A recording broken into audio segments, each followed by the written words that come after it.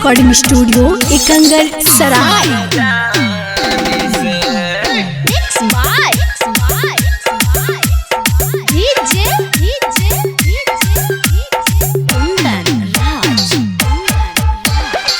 Presented by किसका films. बनके कवरिया अइली दुअरिया सुना धयानी से। बनके कवरिया अइली दुअरिया सुना धयानी से। शादी करा दो ये भोले बाबा हमर जानी से। शादी करा दो ये भोले बाबा हमर जानी से। बनके कवरिया अइली दुअरिया सुना धयानी से। बनके कवरिया अइली दुअरिया सुना धयानी से। शादी करा दो ये भोले बाबा हमर जानी से। ए जी शादी करा दो ये भोले बाबा हमर जानी से।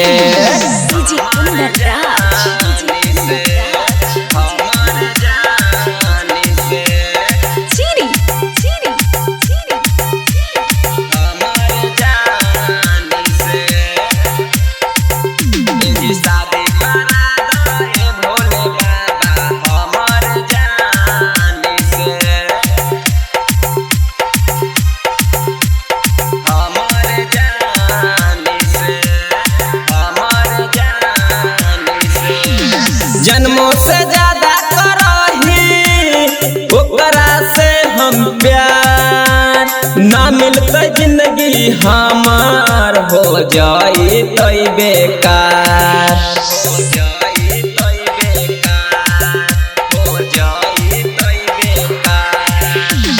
जन्मों से ज्यादा करही ओकरा से हम प्यार।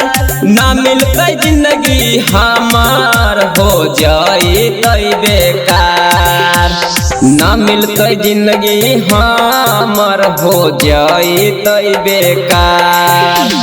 ओकरा लागी लड़ जाई बाबा दुनिया जहान से। ओकरा लागी लड़ जाई बाबा दुनिया जहान से। शादी करा दो ये भोले बाबा हमर जानी से। ए जी शादी करा दो ये भोले बाबा हमर जानी से।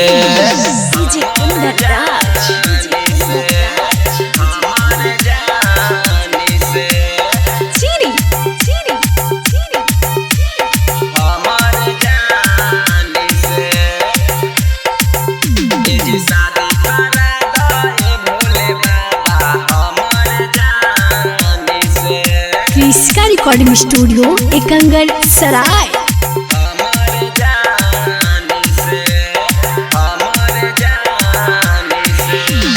कितने कृपा कदा ए बाबा भोले दानी। तोरा सिवा के बुझतई हमर परेशानी।